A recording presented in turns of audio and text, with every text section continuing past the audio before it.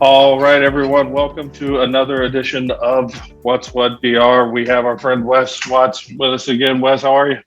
Doing well, Brandon. Thanks for having me on, and let's look forward to visiting with you. Doing great, man. Awesome. How about the weather, huh? It's It's one of the amazing. best times of the year. Yes, indeed. As a golfer, man, this is other than the losing some days, some daylight at the end of the day. This time of year is man. I just want to go outside. I would, if I could drag my desk out in the parking lot, I probably would. That'd be the fun way to do it. Yep. So, for anybody who doesn't know, if you've missed, Wes is coming a regular with us here to give us an update on what's happening over in West Baton Rouge with the school system over there. You're the superintendent. What's happening? What's the what's state of the union over there? We're finally we're done with masks.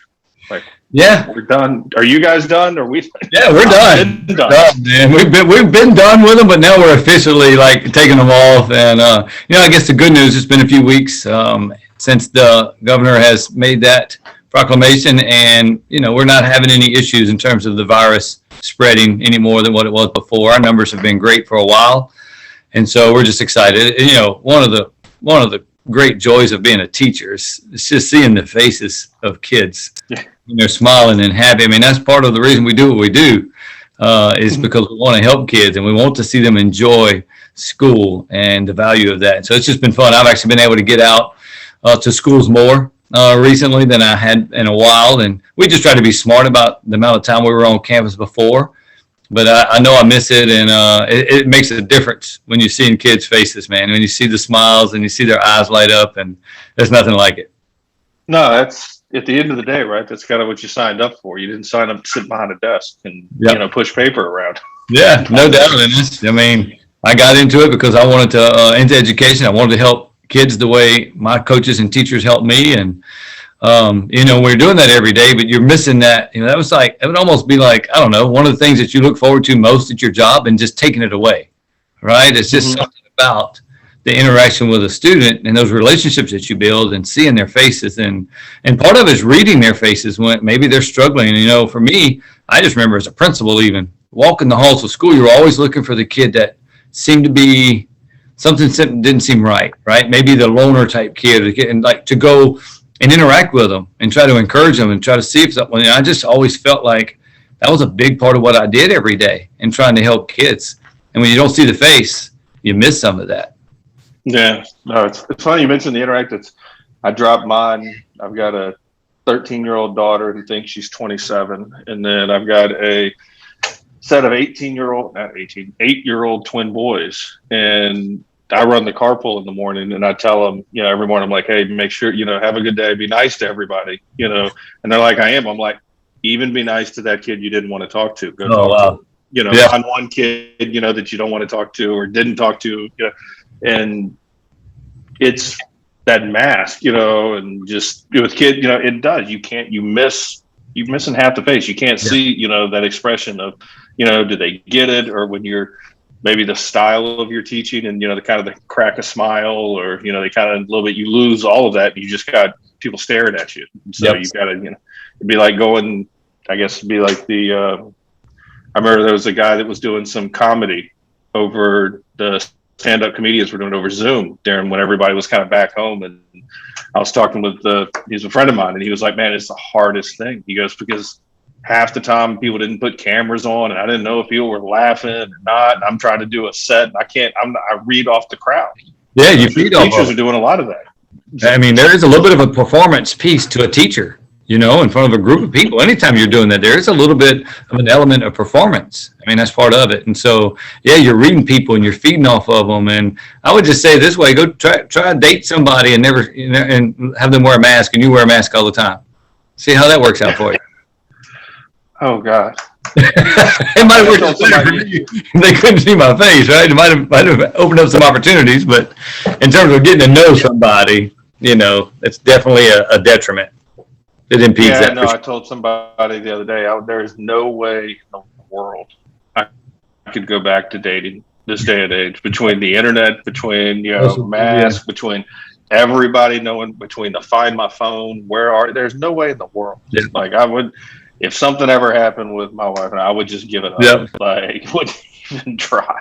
I didn't mean to go there, Brandon, but I was really just talking about the interaction with people feeding off. I think your comedy guy analogy is perfect. Like you feed off each other, and that energy you feed off of it in your schools, and we were missing some of that, and it's nice to have some of that back. It really is. And so, is that? I would almost think now you could almost feel a little bit of that energy. Walking the halls, seeing the students, the teachers, coaches, everybody's kind of. We're not 100% back to normal, I guess, but it looks like it, I guess. We're kind of getting there at the end. We are. Yeah, we are. And having some of the outdoor activities start the year was good. You were still having ball games and things like that. So that helped a little bit, but just the day-to-day, the work in the classrooms, just seeing that is we've made a big step by getting rid of the mask. I would also say now, though, as we've gone along, that parents that were maybe still concerned to see that COVID is really still not spreading because we took the mask off. It's really has to be comforting for them, and that'll start helping things get back a little more normal also, because there's still some concerns out there, I'm sure, that people have. But man, we track those numbers. Our numbers have been amazing this year. Since that first week or so of school, which the summer had a little surge at the end of the summer. But since that time, I mean, it's been great. We've had weeks where we've had one case, weeks where we had none. I mean, it's just been, we track it, every day. But it's going really well right now. So that was nice because when everybody was back on edge when you took the mask off. And to see that things have maintained their safe condition, however you want to say it, that's good too. That's going to help us moving forward. That's awesome. So tell me, any news in the district, anything new kind of coming out? Obviously things we've talked, we beat the mask to death, but anything, happening coming up, we've got, performances happening, anything, coming into spring? Are we getting ready? We're about to hit halfway through this year, which to me just seems amazing that we're there, from the school year, done with the year 2021, but any news, anything going on that you can think of off the top of your head? Yeah. Loaded question, I know. It is, because there's a lot going on. I would say, man, it's hard to believe we're almost through this first semester. One of the cool things that we have going on right now, we've been working on for a while, is we're putting out something that's called a Cradle Point. And it all was burst through COVID. And we went one-to-one as a district. So every student has a Chromebook. Every teacher has a Chromebook. But one of the things that you find out is the digital divide, that there's still a lot of places in our district, in our parish, that didn't have access to the internet. And so you can have a device, but that device doesn't do you any good if you don't have access. And so what we did is we did a map and found clusters of places in our parish where students and families didn't have access to the internet. And we devised something that's called a Cradle Point. It's similar to a hotspot, but it's not the same. Yeah. And exactly what you're talking about. Yeah, we have 58 of them that we have purchased, and we designed. My IT department is amazing. I'll say this: I'll have the best IT department in Louisiana. I'll just put that out there. And they built a little customize a box to cover it, because you'll go and you install it, say at a trailer park that maybe they don't have access to internet. You install the Cradle Point, it shoots through the trailer park. Now everybody has access to their school materials. They can't get on the internet per se, because they can't go now and get Netflix and HBO. They can't do all those things because we're paying for the service. But they can access anything that they would need for school. They can access it all now. And we're putting those out. It's just been we have a nonprofit that's helped us install them. We had to work with Energy. The Public Service Commissioner, Dr. Green, and his office really helped us get some of those things done, because we're going to attach them to public poles. And so, so you're going through you're having the make ready charges for the polls, getting Energy ready to accept. I've been down that road before. Yeah. So it's not their device, and for their legal department, hey, we can't put anything on here that's not our device. We worked with the Public Service Commission. We worked with Energy. They found a way. We're responsible for the device. All they had to do is provide power for us, and we're attaching. We're doing all the labor. We're attaching. It's really a pretty cool deal if you think about it, that we're able to provide now, access to our schoolwork for kids if something happens where they have to go home, or just to go do your homework. So we're putting them in parks. We're putting them in clustered areas of whether it be a trailer park or a cluster of homes that still don't, because we still have a pretty significant rural population here. When you get out in the green fields out in the north part of our parish, that internet the Wi-Fi just hadn't got there yet. The cabling hadn't got there. And it's just really exciting to be able to do that and provide that for our people. That's amazing. I know exactly the device you're talking about, and I know from firsthand putting things onto utility poles and being somebody who in a previous life, would run fiber into the ground and do those things. That is no simple task. Trying to do 50, working with the PSC. It sounds like you got somebody good helping you, but they can be difficult. Energy sometimes can be difficult, and everybody's got to make sure.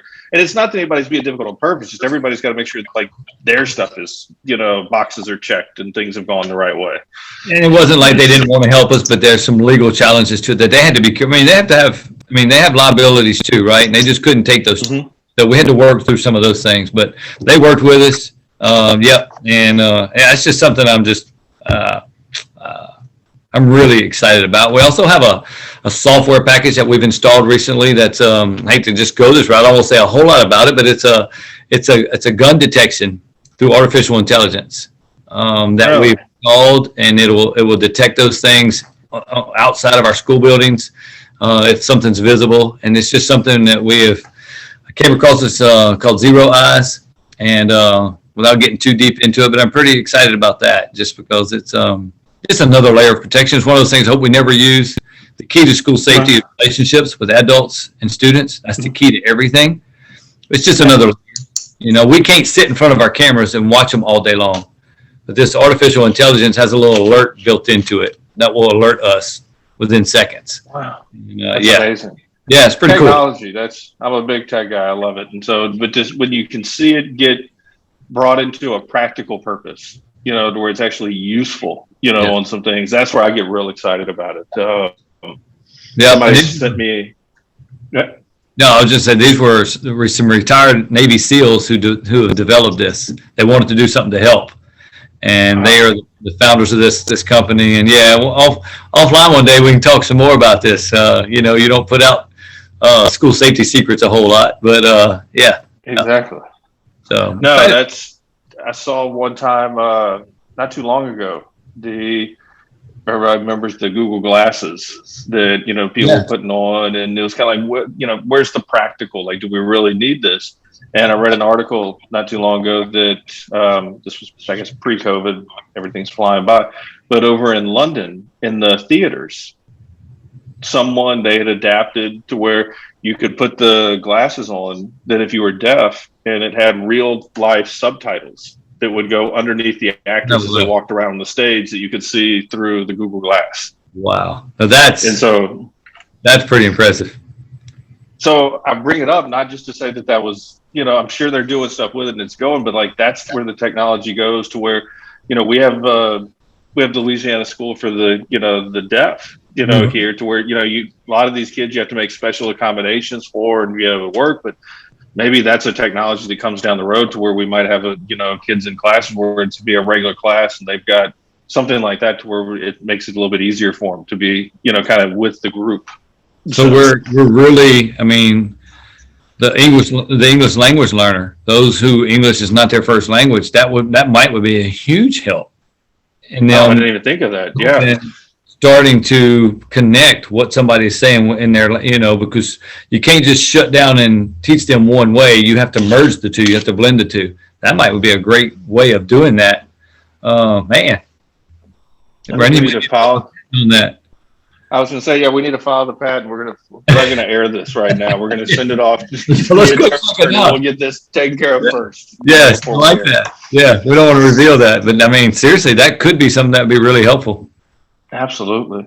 Well, one thing I did want to bring up is, I know you necessarily wouldn't bring it up, but, congratulations are in order for you winning the Superintendent of the Year, right?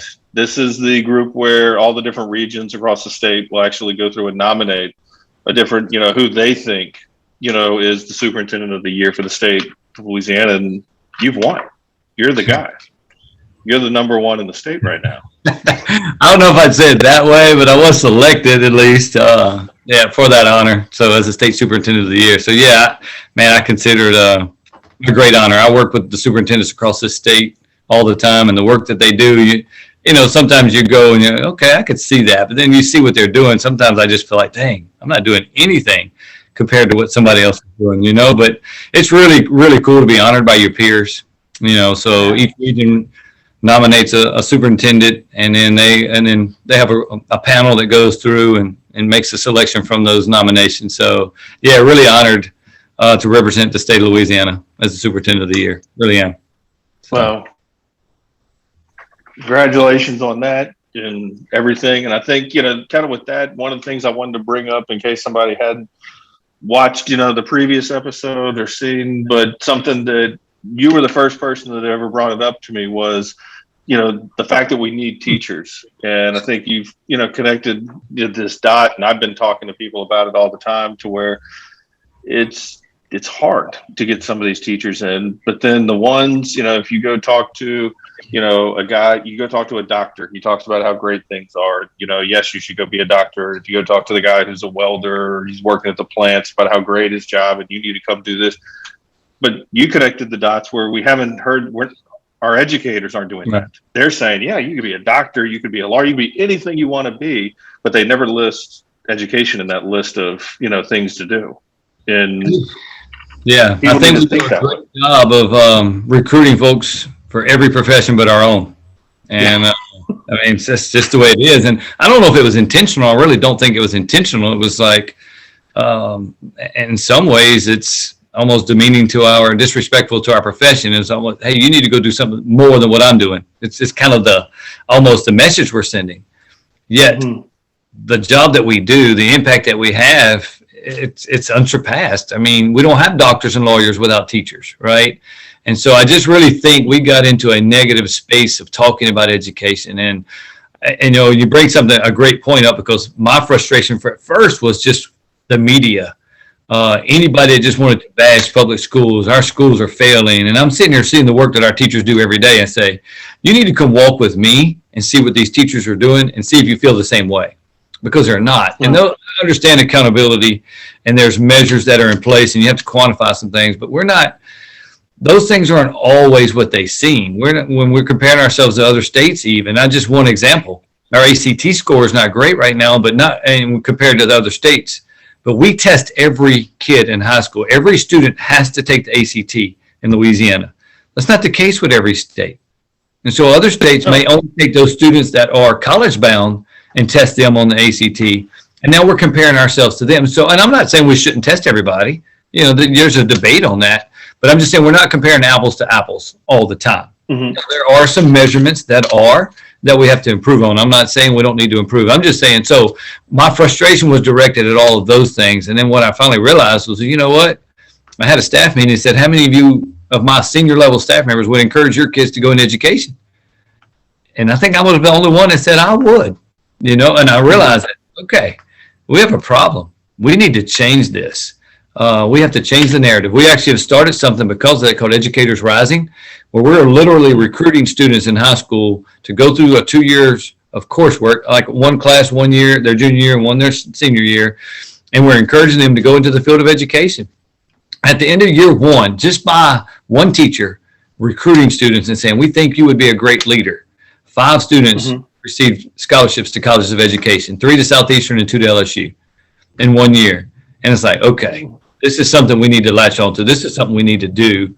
If we want to, everybody talks about fix education. I don't know if it's completely broken, but if we want to make it better, there's one way to do that. And we need to put better people in front of our students each and every day, better leaders, better teachers.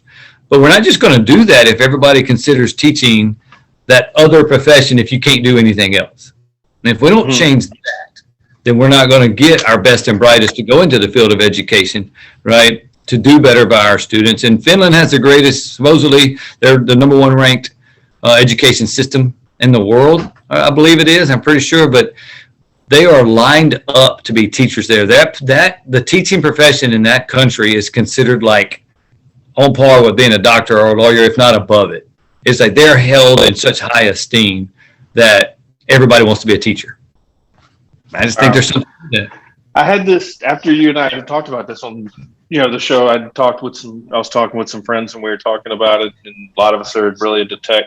And we were saying that we think that the school system, and I'm not in it, and that's why I don't mean if I say this the wrong way, but it's like there's so much what I believe innovation that's going to be coming to the school system, the way the classroom physically looks, the way the tools that teachers have now. Like it's like not only can you be in that technology, or in that classroom and helping, be a part of those kids' lives, but also it's going to change. I talked to the library system and, the EBR library system, and they say, one of their unofficial slogans, is we're not your grandparents' library anymore, and so I see that also, and that's the discussion we were having, that there's going to be so many things changing from, when I was in school, it was a chalkboard. And then when my younger sister it was a whiteboard. And then now it's a smart board. And so it's evolving to where you're going to see a lot of advances, I think, in education, like we were just talking about, like maybe it's,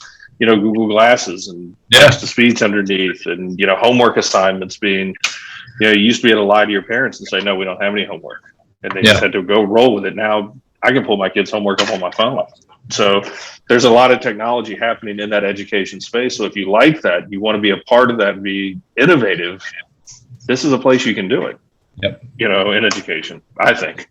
Yeah, no doubt. And I think the key to that, and I'm glad you brought that up, because that's another one of my soapbox topics, is that the resources are there. The technology is great, but it cannot do the teaching for you. We've spent a lot of time working with our teachers on that technology as a resource. It's like it's the old textbook. It's a resource. We cannot just put students in front of a computer and say, okay, look at this. We are high tech. We are exposing our students to all this new technology and expect them to learn just by sitting in front of a screen. It's not going to happen. There'll be some things that they learn, but the interaction with a teacher is still the most critical part of a student's education. And that's research based, by the way. I'm not just throwing that up. And we actually brought a guy in. His name is Weston Kiesnick. He wrote a book called Bold Schools. And it is bold, the blending of the old with the new. That's why it's called Bold Schools.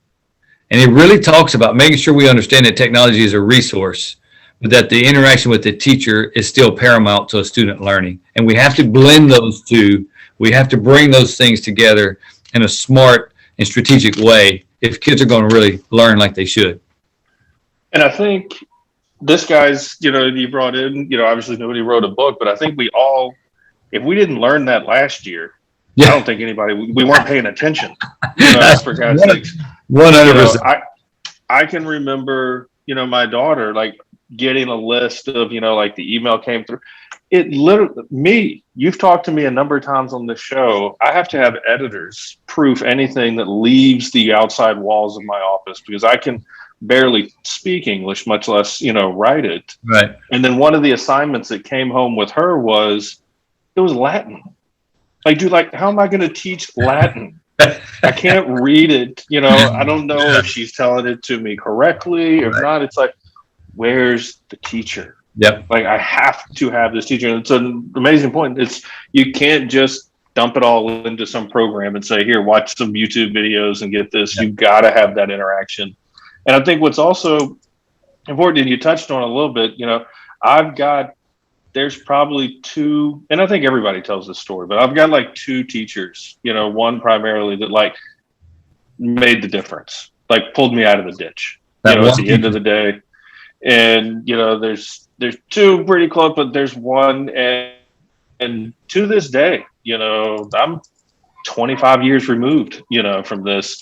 And I think literally right before COVID and all that, we, met to go have, dinner one evening, and, we still kind of kept in touch, and we still tried to here and there, but I don't remember, I don't mean my baseball coach, maybe I, was, but it's that interaction. It's that daily interaction, of, hey, you helped me see things. And you know what? You taught me so many things that weren't even in the book.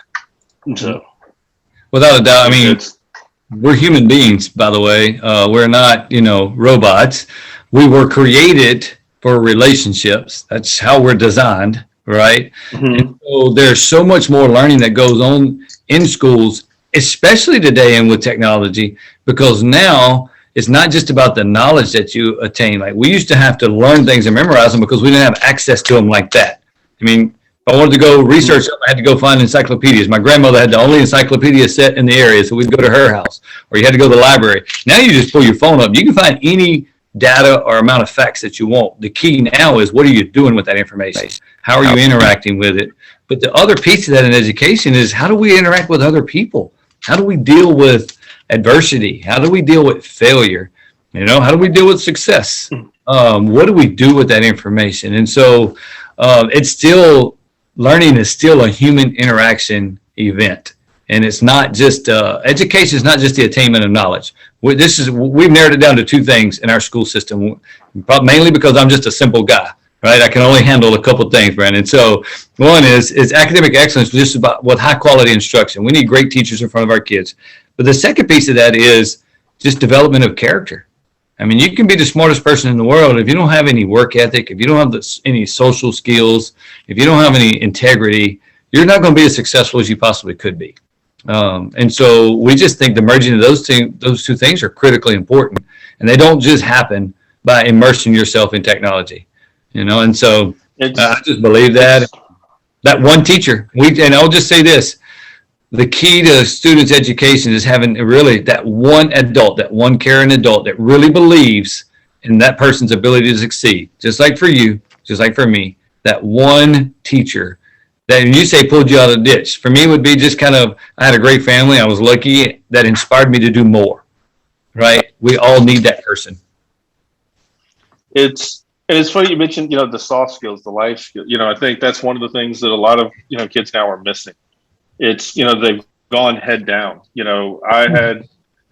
We had someone who came in to work with us on our sales team, here at one time, and unfortunately, she didn't make it very long, but I remember having a conversation sitting in my office, and was like, hey, did you get in touch with so-and-so?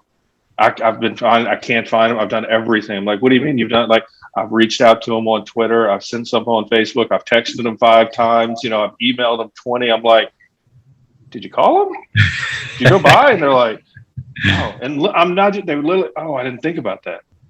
Wow. I'm like, you didn't think just maybe drop by the front desk and, just say, hey, wanted to come see you. And I think that's, I see that in my own kids, to where it's, sometimes they get so knee deep, and it's like, just, you've got a question for somebody, call them. You don't have to text every time. And I think that's where you're going to learn that from these good teachers, the ones that care. And there's not a chapter on, do I respond with a text or do I respond with a phone call? That's the soft skill that you've just got to learn. And that's those teachers that care to say, hey, we're going to cover this a little bit here. Here's the difference. And it's not in the chapter today, but hey, we're going to learn something outside the book. So, yeah. Think about the misinformation that happens because there's no inflection in a text or an email, right? And just so it happens all the time. I read it and, all right, what are they saying? Am I reading it the right way or am I not? And so you end up calling them anyway. All right, hey, respond, what are you getting at here? So human interaction is just critical. Love cannot be transferred through a device. And I'm a believer in that we have to love these kids, and if we're going to help them be all that they can be. And I think that, and I'll round this out with back to where you said, now that we've got mask off, it's that teacher who says that one thing and can see out of the corner of her eye or his eye, that teacher that cracks the smile just enough to let the teacher know that that one crack of a smile could change the whole day for the teacher. And they go, I connected with them finally. And then that brings them right back the next day. And it's unbelievable. Eye contact. I will tell you this, Brandon, and I would just say it was one of the things that I kind of learned it, but it was probably a gift that I had. I guess I hate to say it that way, but I look back to being on duty, say during lunch shifts and things like that as a high school principal and assistant principal, and kids everywhere, and you see something kind of going that's, all right, it's probably not the way, and you're not yelling. You don't have to run over there. You just make eye contact with them and kind of look at them like, hey, you sure you want to do that? And you do it with a smile on your face and like, where that's headed is not good. And then they change, and you're not yelling at them, and but you're correcting behavior, but you're doing it through eye contact. All right. Yes. And face expressions, and you cannot do that with a mask on. So, yeah, that's a great point that you make. Well, I tell and kind of round us out every time. You've always got more important things to do than talk to me. So I appreciate you making some time. It's been fun. I love having you come on. We always have a good conversation about what's happening and get a chance to kind of get a pulse on where things are. So I really do appreciate it. And congratulations on Superintendent of the Year. That's a big deal. I know you don't want to talk about it, but I'll keep doing it. So Yeah, well, I appreciate that. I love talking about this because I'm passionate about it, and just visiting with you about these things, it really kind of draws me back to what I do, why I do it. And sometimes you get so busy, you forget those things. So I appreciate you having me. It allows me to kind of reset, right? I need to reboot. I need to go in public in the current terms, right? It allows me to reboot and say, okay, am I doing those core things that I really believe in? So I appreciate the opportunity. Thank you, Brandon. absolutely. Well, thank you for spending some time with us, and we're going to do it again as usual. All right, man. Look forward to it. All right.